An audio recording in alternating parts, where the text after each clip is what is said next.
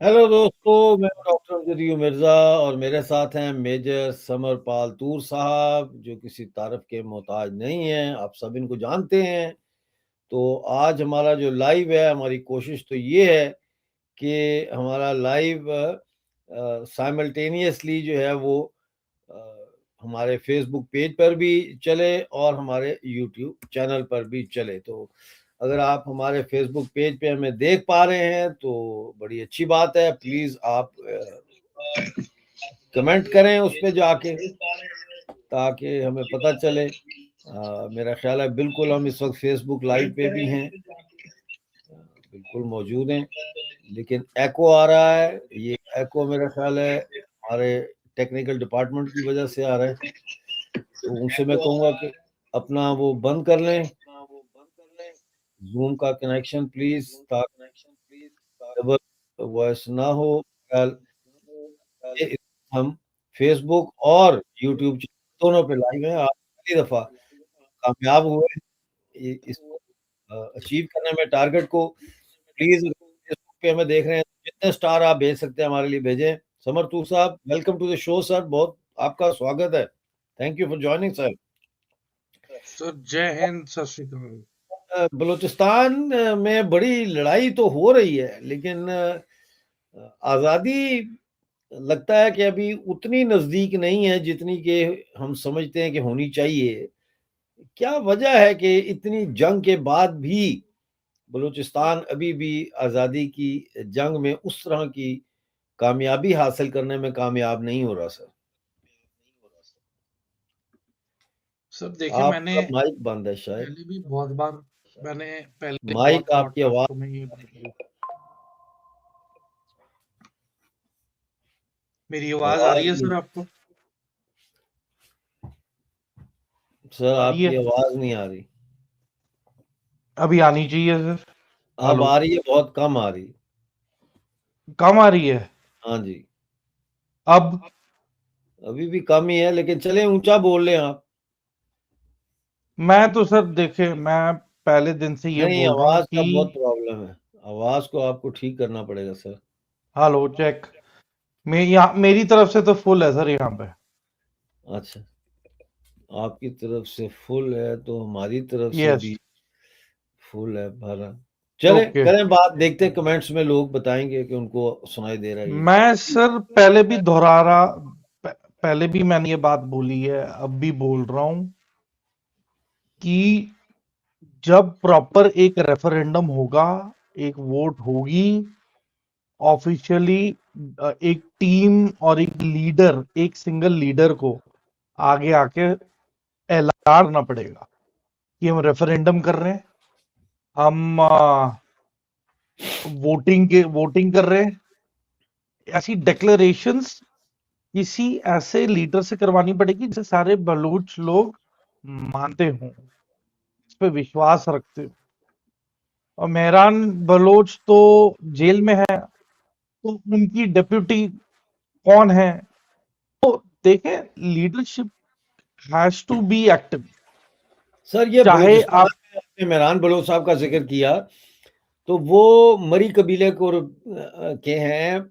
यहाँ पे मुझे लगता है थोड़ा-सा कबायली मसला भी है, बुगटी का, मरी का, और जो कबाइल हैं बलोच के, शायद वो सारे कबाइल मिलके एक मुतफ़क़ा लीडर पर इत्तेफ़ाक नहीं कर पा रहे। शायद ये वजह है, आई डोंट नो। सर देखें, एक मूवमेंट तभी कामयाब होती है जब उसमें एक फेस ऑफ द मूवमेंट हमेशा बनी रहे, बनी रहे। एक शक्ल बनी रहे। अब यहाँ पे ये वही तो मैं शुरू से बोलता आ रहा हूँ कि आपको अपना एक पॉलिटिकल विंग सेटअप करना पड़ेगा, आपको अपना एक मीडिया विंग सेटअप करना पड़ेगा, एक डिप्लोमेटिक विंग आपको वर्टिकल को तैयार करना पड़ेगा। फिर ये सारे मतलब और भी अदर वर्टिकल्स, फंडिंग को लेके, पैसे को लेके, फिर इंटरनेशनल कम्युनिटी में सपोर्ट मांगने के लिए, ठीक है, आपको अलग अलग विंग्स और डिपार्टमेंट्स या वर्टिकल जो भी आप उसका सिनोनिम दे दें, बनाने पड़ेंगे। और आपको इंटरनेशनल लेवल पे जो इंटरनेशनल ऑर्गेनाइजेशंस है, ह्यूमन राइट्स वाली जी। एनजीओज, उनको अप्रोच करना पड़ेगा। उनका सपोर्ट ज्यादा जरूरी है, क्योंकि जब तक वो शोर नहीं मचाएंगे इंटरनेशनल स्टेज पे, मैं बता रहा हूं ये लड़ाई का कोई अंत नहीं है। इंडिया 1989 से बर्दाश्त करता आ रहा है टेररिज्म जो पाकिस्तान ने हम पे थोपा हुआ है जबरदस्ती। सही कह और रहे हैं। आज की तारीख जी। में उन्हीं के ही अवाम उनके पीछे पड़ गई है कि भाई हमें इकोनॉमिक प्रॉस्पेरिटी चाहिए, हमें महंगाई नहीं चाहिए, 2 वक्त की रोटी दे दो, भूखमरी नहीं चाहिए। तो बेसिक रोटी कपड़ा और मकान के लिए लाले पड़ गए हैं पाकिस्तान में। पर इसका मतलब ये नहीं कि उनके पास मैन पावर कम पड़ गई हो, उनके पास बंदूकें कम पड़ गई हैं, उनके पास असला बारूद कम पड़ गया है। ऐसा भी नहीं है कि उनकी एयरफोर्स खत्म हो गई है। तो देखिए सर, डिसाइसिव विक्ट्री बलूचिस्तान की लिबरेशन की तब होगी जब आप ओपनली डिक्लेयर करें वॉर, और फिर उनकी नेवी को नष्टो नाबूद करें, फिर उनकी एयरफोर्स को नष्टो नाबूद करें। अब ऑपरेशन सिंदूर हुआ था, यदि इस दौरान अगर बलूचिस्तान लिबरेशन आर्मी प्रॉपर बड़ी नफरी में तरीके से तरतीब के साथ इनको यहां पे बर्बाद करती, इनकी एयरफोर्स या फिर इनके बाकी मिलिट्री दस्ते, जब ऑपरेशन सिंदूर चल रहा था जो विजिबल भी होता पूरी दुनिया को, तो हम मानते कि यस कोई ना कोई हरकत हो रही है। अब आप देखें पाकिस्तान का अगर साइज देखें, आधा साइज तो बलूचिस्तान है, 44%। 44% of the land mass of Balochistan is almost half of Pakistan. पर वहां पे इनहैबिटेंट लोग है ही नहीं, आबादी नहीं है, तरक्की नहीं है, इंफ्रास्ट्रक्चर नहीं है, तो लोग क्यों रुकेंगे? तो जायज सी बात है सर कि आपको इंट्रोस्पेक्ट करना पड़ेगा। आपको अपने एक पब्लिक फिगर या चेहरा, आपको एक नहीं 3-4 क्रिएट करने पड़ेंगे। एक यूरोप में करना पड़ेगा, एक साउथ अमेरिका में करना पड़ेगा, एक एशिया में करना पड़ेगा, एक आपको बॉल्कन्स में करना पड़ेगा।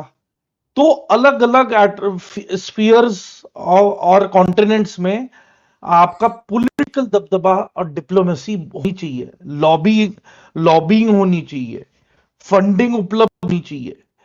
क्योंकि सिर्फ लड़ाई से कोई समाधान नहीं। सीधी सी बात है, पाकिस्तान ने सबसे आसान तरीका क्या है? अल जजीरा, बीबीसी और बाकी इंटरनेशनल मीडिया को जगह से ब्लॉक कर दो कि भाई बहुत खतरनाक इलाका है, आपको जाना मना है, sorry you are not allowed. कहानी खत्म। बाकी वो मारे काटे, एयरफोर्स यूज करें, है ना, टैंक यूज करें, कौन दिखा रहा है? तो ये आपको देखना पड़ेगा।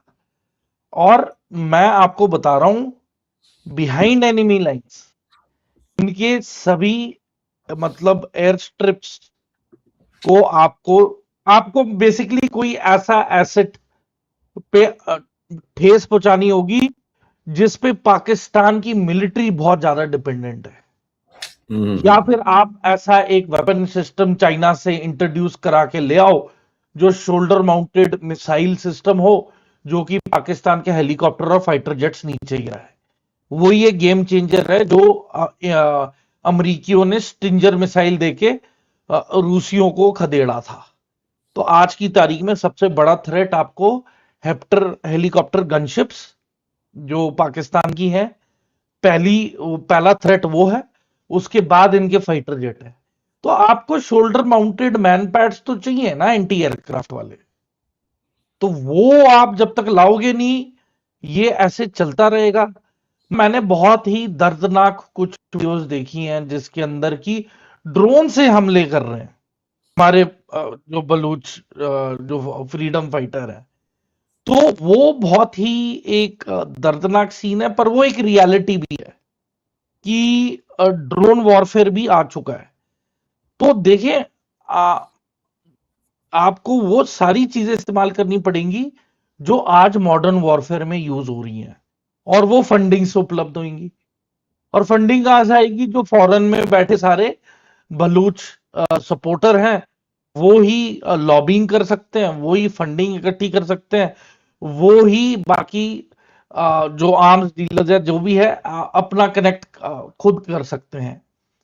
तो ये सारी चीजें बहुत ही क्रिटिकल होती हैं। इतना आसान नहीं है कि हम बोलें कि जंग जारी है। मतलब अगर एक प्रॉपर जंग आपने 10-15 दिन में जीतनी है तो वो 1971 का ही वॉर था, जो 13 दिन में डिसाइसिव विक्ट्री और ढाका तक सारी फौजें पहुंच चुकी थी और घेरा डाल लिया था। वरना आप देख लें, इंड्योरिंग फ्रीडम देख लें, डेजर्ट स्टॉर्म देख लें, इन्हें महीने महीने लग गए अंदर घुसने में। एंड बहुत सारे बैरियर्स थे। लैंग्वेज बैरियर था, एटमॉस्फेयर अलग था, टेरेन अलग था, कल्चर अलग था, ट्रेडिशंस अलग हैं, है ना।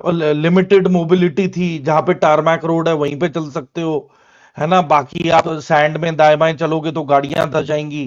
तो बहुत सारी लिमिटेशंस थी डेजर्ट वॉरफेयर में। यहाँ पे भी बहुत लिमिटेशंस हैं। ये ओपन इलाका है, बस ये है कि इस पे रेगिस्तान नहीं है, मतलब रेतीला इलाका नहीं है कि गाड़ी फंस जाए, पर it is like a open terrain, open ground. It's a dry desert, तो dry and a rocky desert.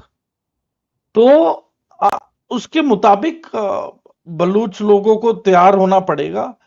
वरना सर मैं आपको बता रहा हूं, जब तक आप दुश्मन की जो क्षमता है, आर्मी, नेवी, एयरफोर्स, जब तक तीनों को टोटल डेसिमेट नहीं करते हो, तब तक वो मुल्क बरकरार माना जाता है। अनटिल एंड अनलेस पॉलिटिकली वो बोल दें या मान लें हाँ कि हाँ चलो आप रेफरेंडम करा लो। ठीक। और मैं एक बहुत ही इंपॉर्टेंट चीज बोल रहा हूं, बलूचिस्तान को आज की तारीख में एक इंडिपेंडेंट डेलीगेशन जानी चाहिए चाइना और अमेरिका। अमेरिका पे तो खैर कोई भरोसा नहीं करता, पर चाइना के साथ अगर बलूचिस्तान की डेलीगेशन मिल गई, हाथ मिला लिया और बोल दिया कि आप हमें इंडिपेंडेंस दिलवाओ, आप हमें एक इंडिपेंडेंट रीजन रिकॉग्नाइज करवाओ, आप हमें हथियार सामान दिलवाओ, और बलूचिस्तान से ही हम कनेक्ट करवाएंगे अफगानिस्तान से होते हुए चाइना को, ईरान के साथ, फॉर ऑयल एंड ट्रेड, तो बात आगे बन सकती है। पर इसके अलावा मुझे लग नहीं रहा है कि कोई चांसेस हैं। ये ठीक है, लंबा मैं खिंचेगा। दोस्तों से ये कहूंगा कि प्लीज हमारे चैनल को ज्वाइन करें, इसके मेंबर बने, और ऊपर सुपर थैंक्स भी है, सारा कुछ है, तो हमें सपोर्ट करें प्लीज। मैं देखना चाहता हूँ आज कितने लोग हमारे चैनल के मेंबर बनते हैं। अच्छा तूर साहब, आपकी बात में बड़ा वजन है, आपने बड़ी इंपॉर्टेंट एनालिसिस पेश की है कि एक तो आपका ये कहना है कि जब तक एक यूनिफाइड लीडरशिप नहीं होगी उस वक्त तक जो है ये मसला जो है तिश्ना तकमील रहेगा, ठीक है। दूसरी तरफ मसला ये है कि आपने कहा यूनाइटेड नेशन में जाएं, हर मुल्क में जाएं, तो हम देख रहे हैं कि हर मुल्क में बलूचिस्तान के आज़ादी के हवाले से तंजीमें मौजूद हैं, लेकिन वो मुख्तलिफ तंजीमें हैं। बस यूनाइटेड नेशन में जाने वाली तंजीमें और हैं, इसी तरह से जर्मनी में जो मुजाहरे होते हैं उनको कोई और तंजीम कंडक्ट करती है, इसी तरह से बाकी जगहों का हम हाल देख रहे हैं। तो वो जो यूनिफाइड लीडरशिप है वो नहीं, मतलब कनाडा में जो है वो गवर्नमेंट इन एग्जाइल का ऐलान किया गया था और मोहतरमा नायला कादरी बलोच ने उनको बनाया गया था प्राइम मिनिस्टर, लेकिन वो भी बाकी बलोच ग्रुप्स उनके साथ उस तरह से हम देखते हैं कि नहीं जुड़े। तो ये जो एक बहुत बड़ा इशू है, ये तो जाहिर है कि मौजूद है एक तरफ। दूसरी तरफ क्या आप अगर इसका पीओजेके के साथ जो इस वक्त सो कॉल्ड आज़ाद कश्मीर में मूवमेंट चल रही है कंपैरिजन करें, तो क्या आप नहीं समझते कि जो बलूचिस्तान की अर्बन सोसाइटी है वो किसी तरह से हमें लगता है डिटैच है इस पूरी फ्रीडम मूवमेंट से बलूचिस्तान में? मतलब है जिस तरह पीओजे में लोग बाहर निकल आए हैं, वापस ही नहीं जा रहे घरों को, महीने से ऊपर हो गया है। अगर ये भी ये चीज बलूचिस्तान में हो जाए तो क्या आप नहीं समझते कि फिर तो आज़ादी बड़ी आसान हो जाती है उनके लिए, क्योंकि पर ऑलरेडी वो डॉक्टर लड़ साहब, गए। डेंसिटी ऑफ पॉपुलेशन में बहुत फर्क है। पीओजेके में पॉपुलेशन ज्यादा है, अच्छा। और पहाड़ी इलाका है तो पहाड़ी इलाकों में इकट्ठा होना ज्यादा मुश्किल नहीं होता है। आई सी। मुश्किल मतलब मुश्किल इन द सेंस मैं ये बोल रहा हूं कि जो जो पॉकेट्स हैं विलेजेस की, वो इकट्ठी होके जत्थे इकट्ठे होके एक ही हाईवे जाता है, उसी से ही आगे जाके वो सभी इकट्ठे मिल जाते, तो एक बड़ा सा वो जत्था बन जाता है। ठीक है। जी।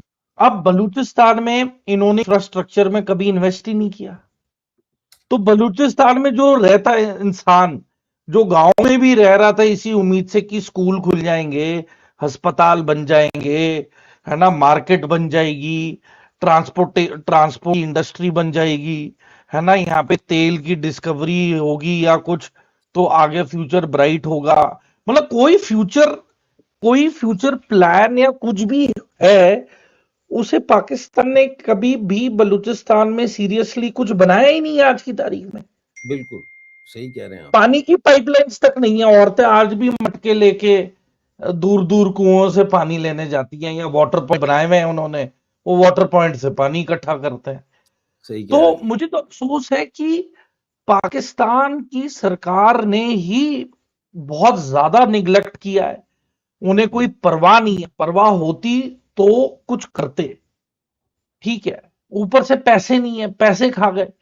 आज तक इनके जितने भी प्राइम मिनिस्टर आए हैं सब करप्शन में ही मारे गए हैं, सब हम्म। करप्शन के चक्कर में जुडिशरी के चक्कर काट रहे हैं, या उन्हें एग्जाइल में जाना पड़ा है, आधों को सजाई मौत होती रहती है या उम्र कैद होती रहती है। मतलब कुछ स्टेबिलिटी है ही नहीं, हम्म। पॉलिटिकल स्टेबिलिटी नहीं है। 4 से 5 तो इनके आर्मी के जनरलों ने टेक ओवर कर लिया है, और एक जनरल का कम से कम 5 साल का टेन्योर तो ही है। तो अगर 4 डिक्टेटर आ गए हैं तो 4 5 20, तो मतलब लगभग 80 साल में से 20 साल तो पीछे चले गए ये। अब बचे 60 अब 60 इयर्स में भी करप्शन के नाम पे आप 20 साल और कम कर लो। तो प्रैक्टिकली देखा है तो पाकिस्तान अपने इंडिपेंडेंस से लेके आज तक सिर्फ 40% ही डेवलप कर पाया है ओवरऑल। बाकी इनके मिलिट्री जनरलों ने करप्शन के नाम पे इनको लूट लिया, हम्म। बाकी इनके पॉलिटिशियनों ने अब मतलब इनके साथ गलत पॉलिटिक्स खेल के लूट लूट चुके। हम्म।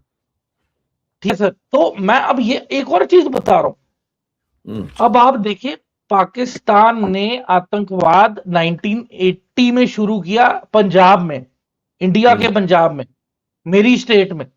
वो हमने आउटराइटली रिजेक्ट किया, और 1980 से लेके 1989 में वो फेल करार कर दिया गया। Khalistani movement was declared failed. और फिर इन्होंने 1989 में वो जेकेएल का ये यासिन मलिक को भेजा, हुर्रियत कॉन्फ्रेंस बनवाई, फिर वहां पे पॉलिटिकली भी इंटरफेरेंस शुरू की। मैं वही बोल, पॉलिटिकली इन्होंने इंटरफेरेंस बहुत ज्यादा शुरू कर दी, political recognition.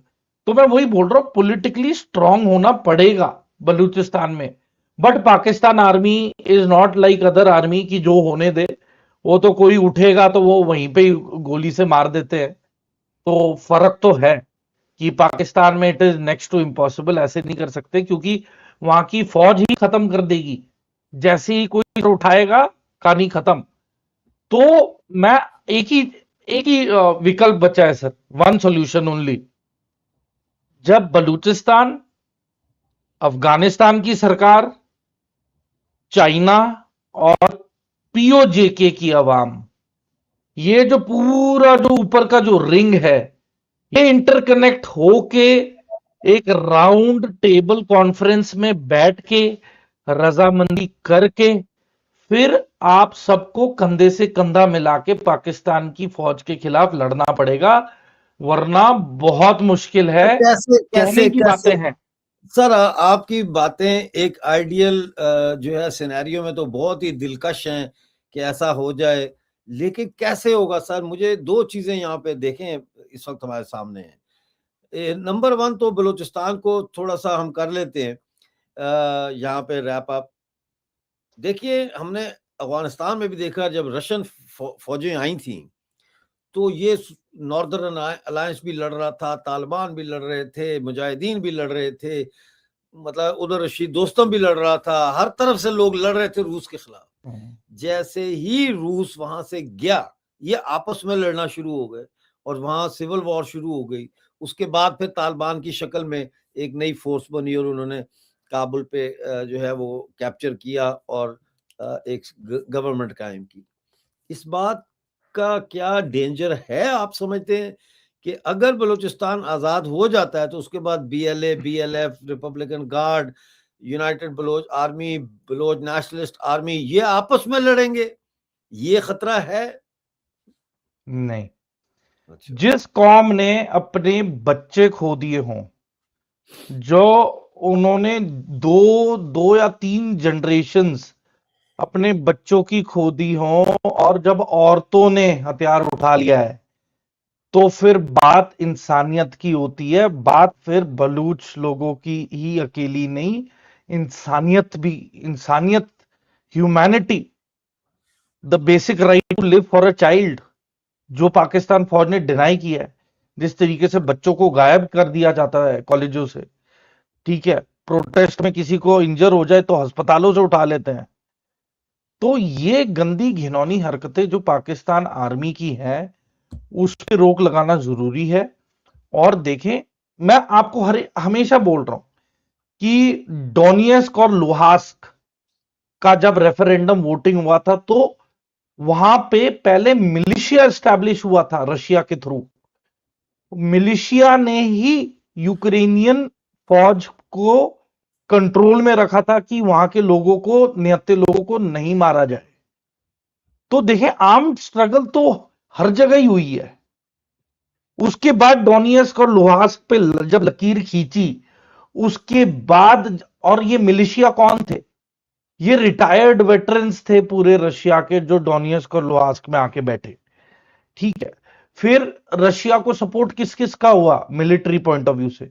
North Korea, China का, मतलब चाइना अपफ्रंट नहीं आया है, पर उसकी जितने भी रिटायर्ड वेटरन्स हैं आज की तारीख में रशिया के लिए लड़ रहे हैं, नॉर्थ कोरिया के लड़ रहे हैं, ठीक है, कोलंबिया, कंबोडिया, मतलब जैसे यूक्रेन ने आउटसोर्स की है ना अपनी लड़ाई, रशिया ने अपनी लड़ाई आउटसोर्स की है। और सबसे मेन फाइटिंग फोर्स तो चेचन के रेबल्स, जो चेचनिया के जो लड़ाकू फाइटर हैं, कैदिरोव के लड़ाकू वहां पे जो है प्रॉपर फौज, स्पेशल फोर्सेस, वो उसने ब्रेक थ्रू दिया है। और इसमें सर देखें, आपको आर्मी, नेवी, एयरफोर्स, तीनों एलिमेंट इन्वॉल्व होते हैं। तो इसमें भी देखें, मैं आपको बोल रहा हूं, Balochistan has to have a negotiation with China. China हाँ, एंड ये अफगानिस्तान। इस पे करते हैं बात। ये बड़ी इंपॉर्टेंट आपने बात की। अगर चाइना के सर साथ देखें, नेगोशिएशन होती है, बलोच जाते हैं और ये नेगोशिएशन होती है, तो ये what have the Baloch to offer to China?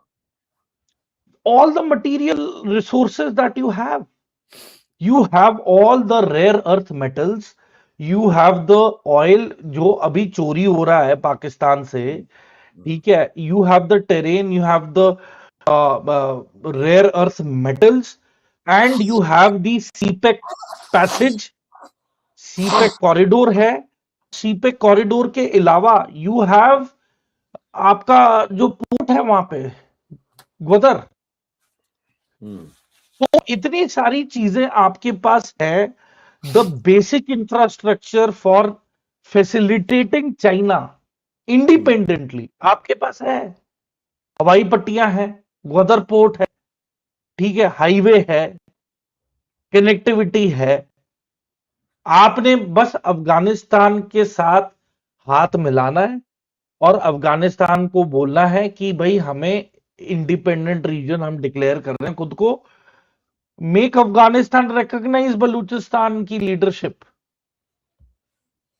देखिए, ज्योग्राफिकली अगर अफगानिस्तान रिकॉग्नाइज करेगा बलूचिस्तान को as a independent break away nation from Pakistan, तब पाकिस्तान को हिचकी आने लगेंगी, क्योंकि Afghanistan is a recognised government. जो तालिबान की आज की तारीख में सरकार है, it is recognised now world over. सबको पता लग गया है, और तालिबान को भी पता लग गया है कि आपस में लड़ोगे तो मरोगे। Unity strength. हाँ, ये बहुत इंपॉर्टेंट आपने बात की है। हाँ, तो तालिबान में अब क्या एग्रीमेंट हुई आपस में कि जितने भी वॉरलॉर्ड हैं उनके ओरिजिनल एरियाज उन्हीं के अंडर हैं, पर एक कॉमन एक रूल बन गया है कि अवाम के लिए खाने पीने की दवाइयां, मतलब रोटी कपड़ा मकान आ, और दवाई, ठीक है, ये सारी चीजें मुहैया कराई जाएंगी।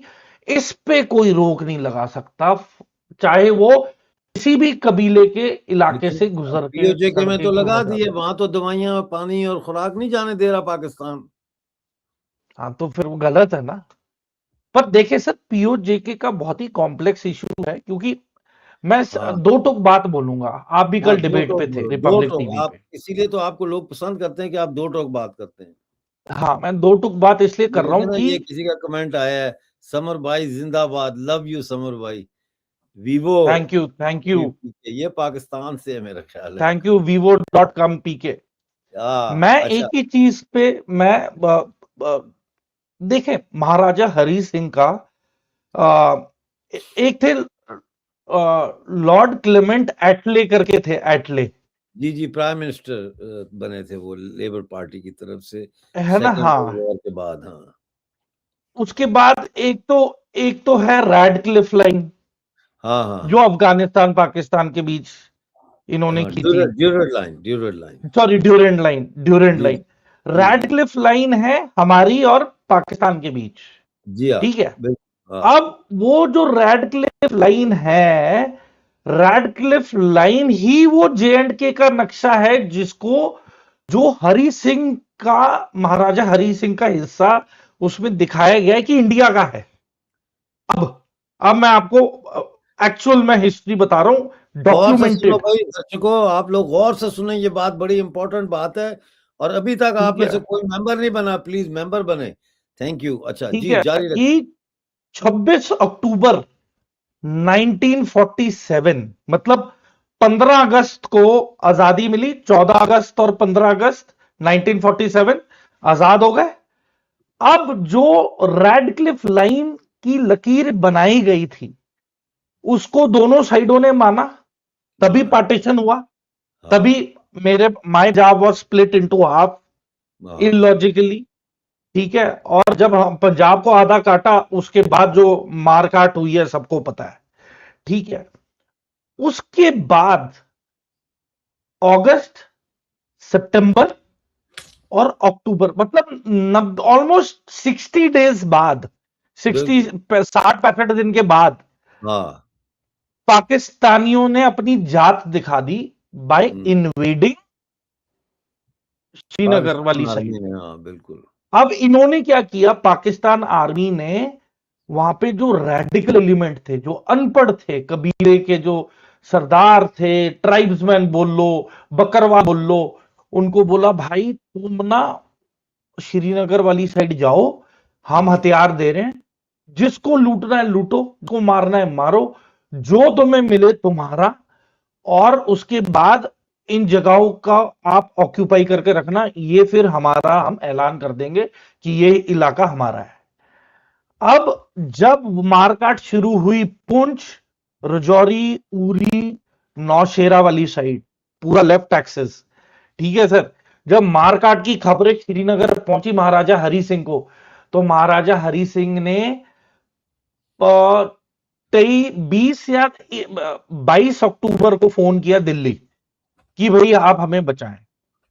तो इंडिया ने, दिल्ली ने इतनी इज्जत की कि सर देखें, वो पूरा इलाका आपका है जो रैडिफ में है, आपको अभी ऑटोनॉमस रीजन के तौर पे इंडिया के साथ दिया हुआ है, तो आप हो इंडिया का हिस्सा from the British point of view, पर एज अ किंगडम, जो ऑटोनॉमस इंडिपेंडेंट किंगडम के हेड के मुताबिक आपको एक डॉक्यूमेंट साइन करना पड़ेगा।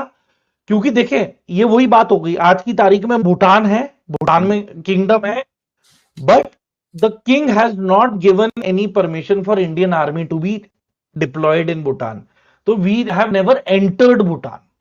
दो, उसकी ट्रेनिंग इम्ट्राट में इंडियन आर्मी ही करवाती है, पर हमने खुद वहां पे उनकी सरहद को ऑक्यूपाई नहीं करके रखा है, वो भूटान की ही आर्मी ने ठीक ऑक्यूपाई है। करके रखा है। तो ये एक रिस्पेक्ट और एक रिकॉग्निशन था किंगडम के राजा को कि it is a autonomous region, आप अपना करें, but you are connected with India, आप इंडिया का हिस्सा हो। ठीक है, अब ये 60 दिन में पाकिस्तानियों के मन में आया लालच और ये इन्होंने मारकाट शुरू की। इस मारकाट में इन्होंने पहली चीज मुसलमानों को ही मारा, जो कश्मीर के ही मुसलमान थे, औरतें थी, बच्चियां थी, बच्चे थे, है ना, जितने बंदे थे सबको इन्होंने ही मारा काटा। उसके बाद हिंदुओं, कश्मीरी पंडितों का नंबर आया, फिर जो बिल्कुल। सिख रह रहे थे, है ना, तो उनका भी इन्होंने मतलब बहुत सबको तीनों, मतलब आप हिंदू, सिख और मुस्लिम तीनों को मारा इन्होंने, मरवाया की। और करते करते करते फिर 26 अक्टूबर 1947 में महाराजा हरि सिंह ने साइन किया कि भाई मैं पूरा ऑथराइजेशन देता हूं कि मेरे किंगडम में इंडियन आर्मी डिप्लॉय हो जाए, और हम मेरे किंगडम में जो हमला कर रही है पाकिस्तान की जो फौज है और इसकी बैकिंग के थ्रू जो कबीले भेजे हैं इन्होंने मारकाट के लिए, तो आप इनकी मदद मतलब आप इन्हें बाहर निकालने के लिए आप आओ। हम्म। तो उस टाइम पे डोक्टा एयरक्राफ्ट में वन सिख पलटन थी, वन सिख के ट्रूप्स को उसके अंदर लोड किया और फिर वहां पे बिना नाइट लैंडिंग फैसिलिटी के, वहां बड़े हाई रिस्क में पट्टन में, पट्टन श्रीनगर में है, वहां पे लैंड हुए ये एयरक्राफ्ट्स रातों रात। और ये डीप्रेशराइज थे, मतलब इसमें कोई टेम्परेचर कंट्रोल नहीं था, तो बिल्कुल जितनी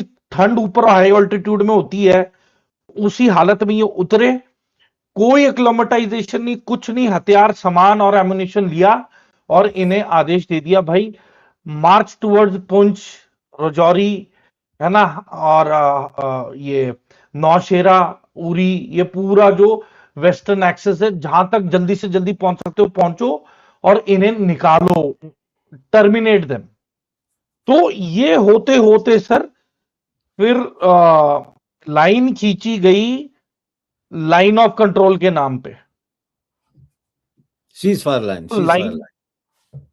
हाँ, सीज फायर लाइन। सो जो एलओसी है लाइन ऑफ कंट्रोल, उस पे फिर अब भारत यही सवाल करता रहा कि पाकिस्तान की फौज को क्यों घुसने दिया है वहां पे।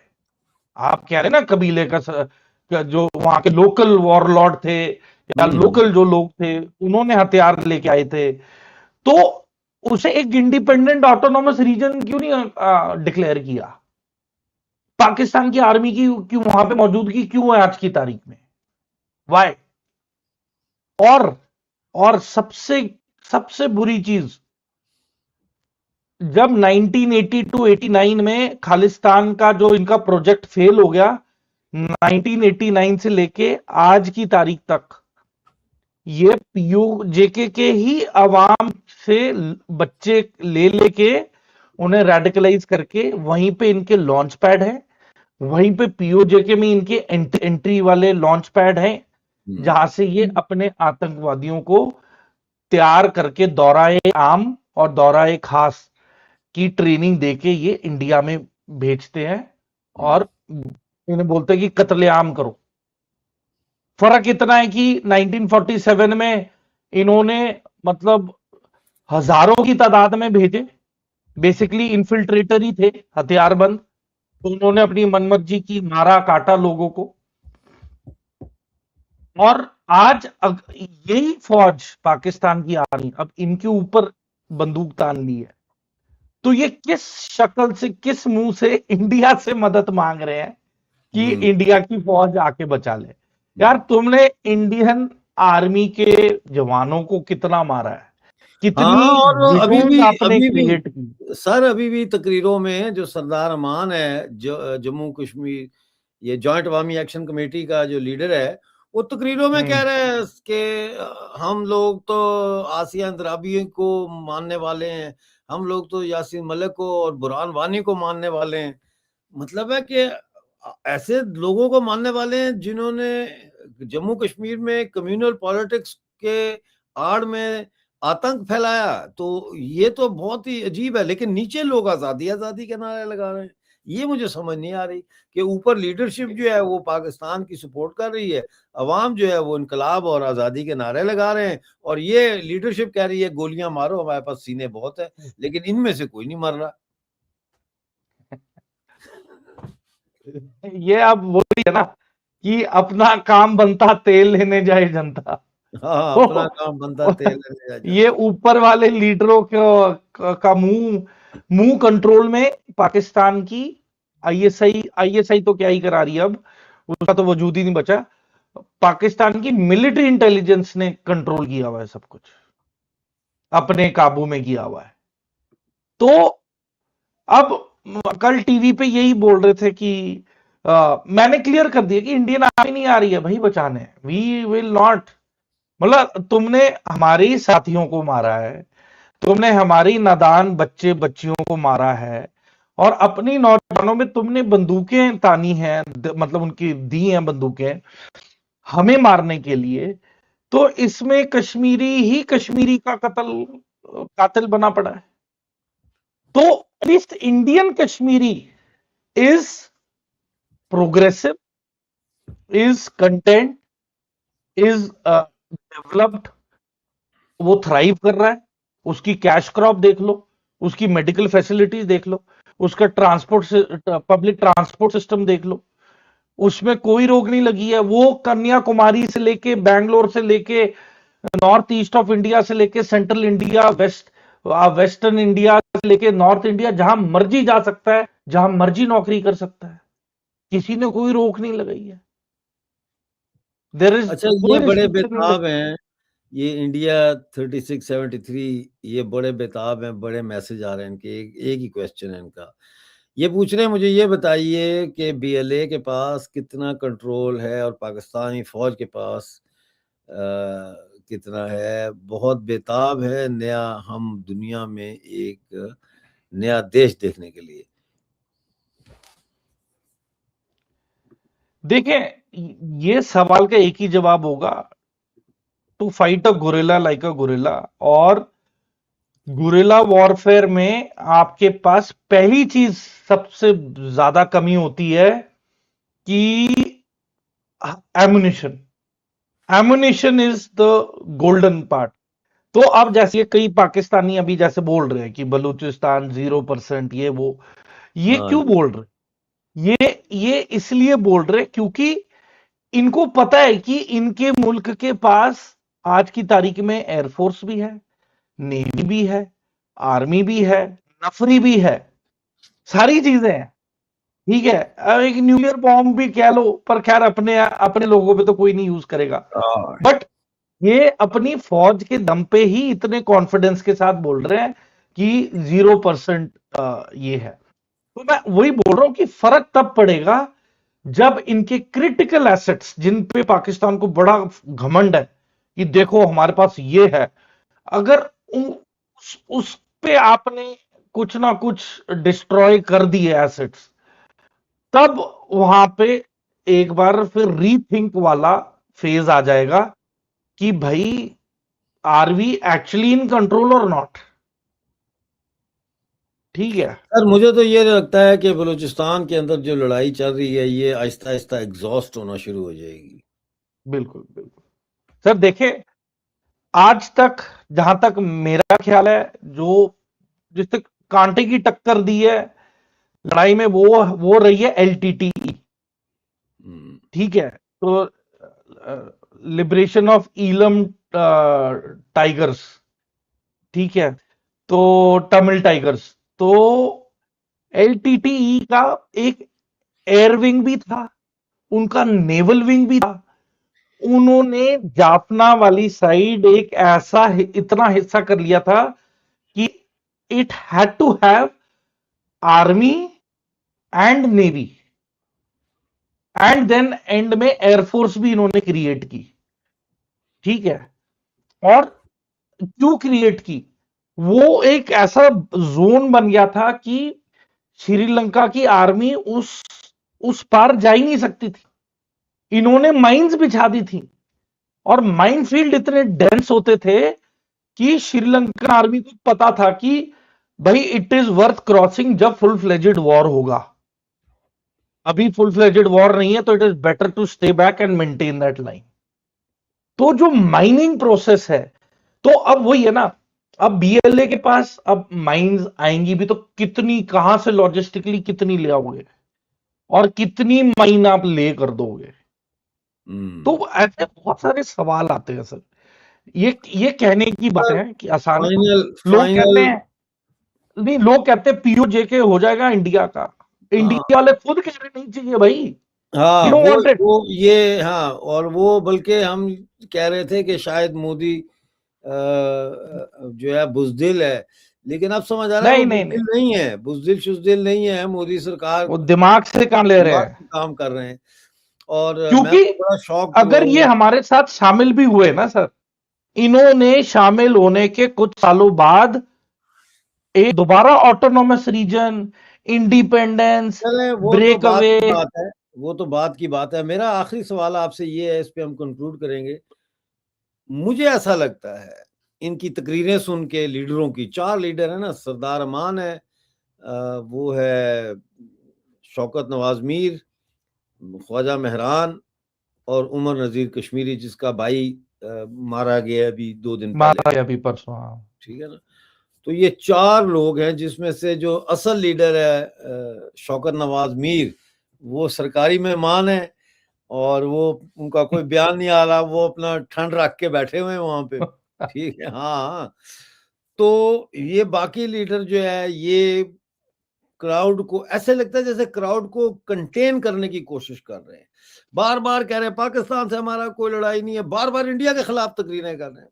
कल अब सरदार अमान ने कहा है कि हमें इंडिया का एजेंट कहना हमारी तौहीन है, हम तो यासीन मलिक को मानते हैं, हम तो इंदिरा अंद्राबी को उफ स्टूपिड लोगों, तुम्हारी लड़ाई पाकिस्तान से हो रही है, इंडिया ने तुम्हारा क्या बिगाड़ा है भाई? मुझे बताओ कि इंडिया ने तुम्हारा क्या बिगाड़ा है कि इंडिया तुम्हारे ऊपर गोलियां चला रहा है, इंडिया तुम्हारे जो रिसोर्सेज लूट रहा है, इंडिया ने तुम्हारे वहां पे डेमोक्रेसी खत्म की हुई है क्या?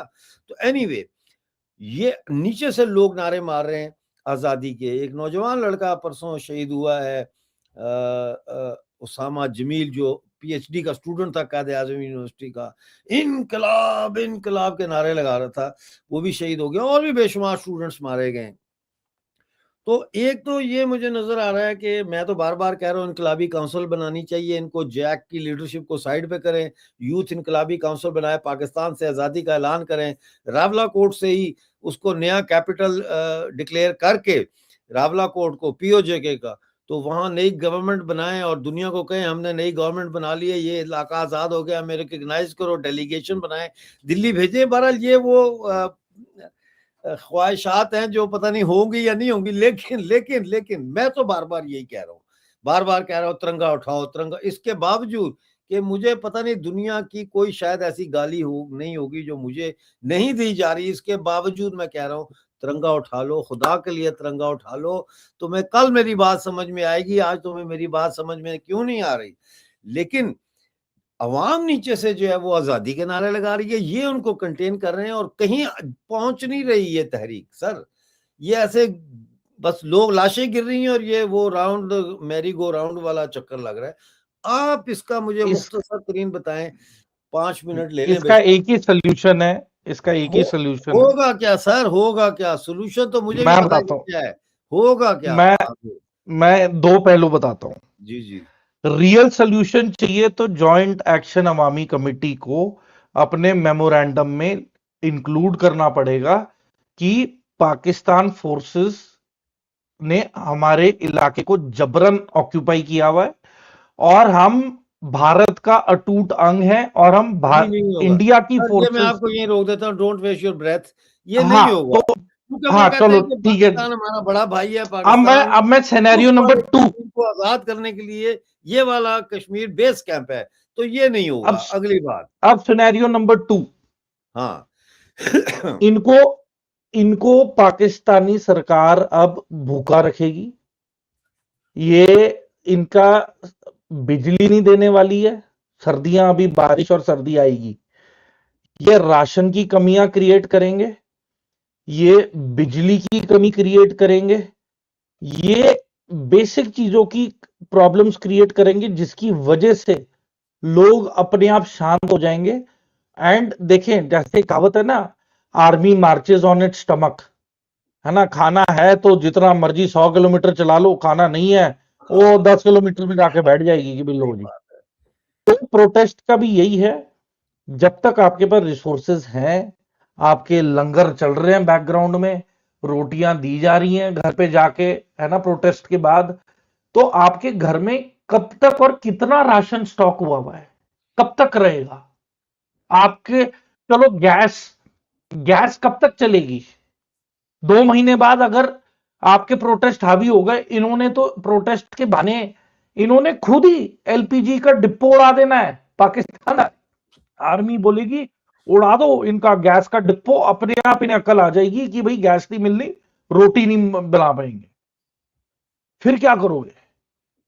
ये अपने आप ही उड़ा देंगे वाटर पंप हाउस या वाटर ट्रीटमेंट प्लांट, कहेंगे जी ये तो ये प्रोटेस्टरों ने यहाँ पे मतलब इसका बर्बाद कर मतलब दिया ये जी। है कि ये मूवमेंट जो है इसका कोई फ्यूचर नहीं है।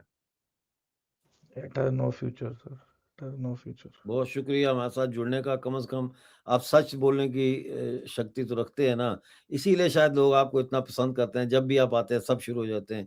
यहाँ समरतूर साहब वेलकम, समरतूर साहब जिंदाबाद, बड़े खुश होते हैं हमारे लोग। देखिए सर, बलूचिस्तान तो सोल्यूशन है कि वो अफगानिस्तान के तो साथ आपने हाथ बता मिला दिया, लो। वो आपने बता दिया सर।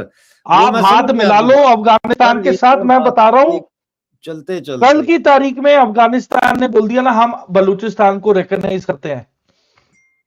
मैं बता रहा हूं 360 डिग्री इक्वेशन चेंज होने वाली है। बट ठीक है सर, वो हम करेंगे। लेकिन मैं एक और चीज़ है, इस पे हम शायद कल दोबारा लाइव आएँगे तो इस पे बात करते हैं। अफ़गानिस्तान में नूरिस्तान के तरफ से पाकिस्तान ने गड़बड़ की कोशिश की थी पहले, लेकिन वो कामयाब नहीं हुए। अब लगता ये है कि बदख्शान के ज़रिए वो कुछ गड़बड़ करना चाहते हैं। वहाँ पे इत्तला आई है कि मंगल वाले या शायद बुध वाले नहीं, मंगल वाले दिन जो है वहाँ पे जो तालिबान के डायरेक्टर थे कल्चर और इंफॉर्मेशन के ज़बीउल्लाह अमीरी, उनको और उनके ड्राइवर को शहीद किया गया है। जिसके बाद अफ़गान गवर्नमेंट ने कहा है कि वो बदख्शां में अब बहुत बड़े पैमाने पर सिक्योरिटी जो है उसको एनहांस करेंगे। तो इस पे शायद हम कल अगर आए तो बात करेंगे। ये भी हमें देखना पड़ेगा कि अफ़गानिस्तान को डिस्टेबलाइज़ करने की जो कोशिशें हो रही हैं, इनका कैसे जो है वो किया जाए। बाकी ये है कि मोदी जी आपको मैंने कहा कि आप मैंने सवाल किया था कि कहीं आप बुज़दिल तो नहीं हैं, लेकिन अब मुझे समझ आ गई है कि आप बुज़दिल नहीं हैं, आप वाक़ई अक्लमंदी का काम कर रहे हैं। और याद होगा आपको मैंने कई दफ़ा ये कहा माज़ी में भी कि अगर हमें भारत की तरक्की के लिए पीओजेके की कुर्बानी देनी पड़ जाती है, तो हम वो कुर्बानी भी देने के लिए तैयार हैं। क्योंकि एक बड़े मकसद के लिए किसी वक़्त जिस्म का एक टुकड़ा जो है ना उसको साइड पे कर देना पड़ता है। अब क्या करें? समझा-समझा के थक गए पीओजेके के लोगों को, लेकिन उन्होंने जो मुतालिया पाकिस्तान स्कूलों में पढ़ा हुआ है, वो मुतालिया पाकिस्तान उसने ऐसी ज़हरीली ज़हन-साज़ी की हुई है पूरे पीओजेके की, कि उसका इलाज मेरे ख़्याल है हकीम लुक़मान के पास भी नहीं है। बहुत शुक्रिया हमारे साथ जुड़ने का मेजर साहब, आपने वक़्त दिया, आपका बहुत शुक्रिया। जय हिंद सर। जय हिंद जी, सत श्री अकाल।